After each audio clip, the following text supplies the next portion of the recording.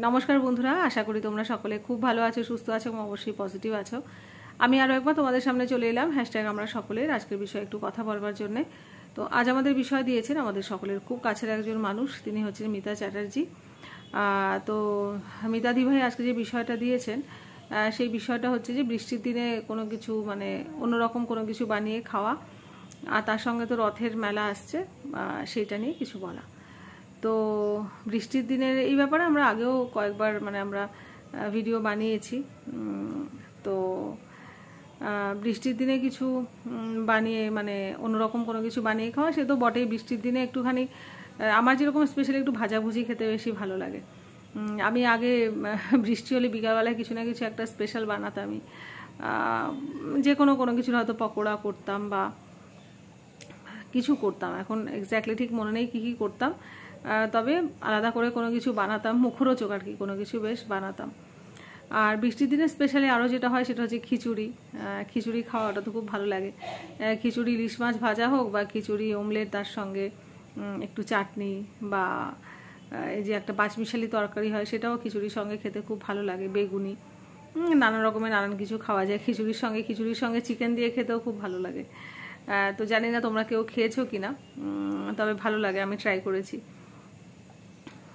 তো বৃষ্টির দিন মানেই তো একটুখানি অন্যরকম, মনটাই কেমন যেন একটু অন্যরকম হয়ে যায়।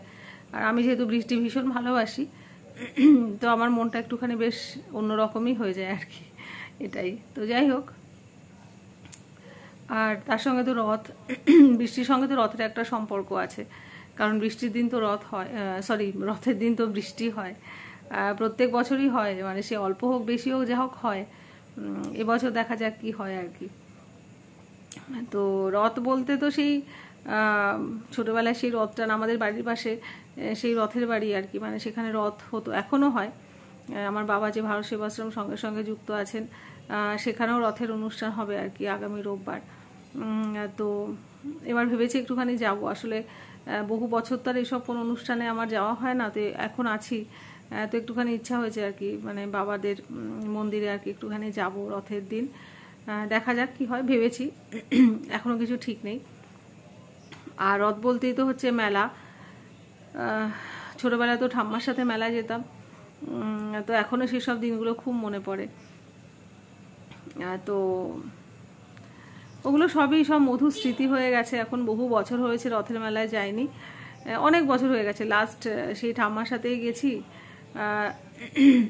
তারপরে তো লাস্ট এতগুলো বছর ধরে আর রথের মেলা বা কিছু আর যাওয়া হয়নি, কারণ আমার এখানে সেরকম আশাই হতো না, মায়ের এখানে। তো এখন তো আছি আবার এখানেই। তো যাই হোক, রথ বলতে ওই ছোটোবেলার সব স্মৃতিগুলো মনে পড়ে। রথের পাঁপড় ভাজা খেতে খুব ভালো লাগতো। এখন মানে সেই কত বড় বড়, মানে সে একটা ছোট পাঁপড় দিয়ে সেই বিশাল কড়াইয়ের মধ্যে টেনে টেনে একটা অনেক বড় পাঁপড় বানাতো। আর আমি তো গার্ডেনিং ভীষণ ভালোবাসি, গাছ কেনাটা একটা সময় আমার খুব একটা মানে নেশার মতো হয়ে গেছিলো, একটা প্যাশন ছিল আর কি।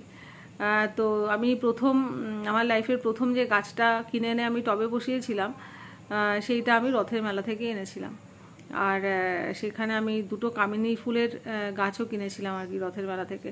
তো সেই কামিনী ফুলের গাছের একটা গাছ এখনও পর্যন্ত আমাদের বাড়িতে আছে, আর একটা গাছ কোনো কারণে নষ্ট হয়ে গেছে আর কি। তো আমার প্রথম গাছ কিনে নিয়ে এসে বাড়িতে বসানো নিজের হাতে আর কি, বাড়িতে তো প্রচুর গাছপালা ছিলই সেটা নয়, নিজের হাতে বাড়িতে মানে বসানোর প্রথম হচ্ছে ওটাই, যে আমি রথের মেলা থেকে গাছ এনেছিলাম। তো সেগুলো সব মানে সুন্দর সুন্দর আর কি স্মৃতি। তো যাই হোক, এটাই। আর এই রথের মেলা বলতেই তো এরকমভাবেই বললাম আজকে। তো এতটুকুই থাক আজ। তো তোমরা সবাই খুব ভালো থেকো, সুস্থ থেকো, অবশ্যই সাবধানে থেকো। আবার আসবো অন্য কোনো দিন অন্য কোনো ভিডিওতে, ভীষণ ইরেগুলার আমি এখন।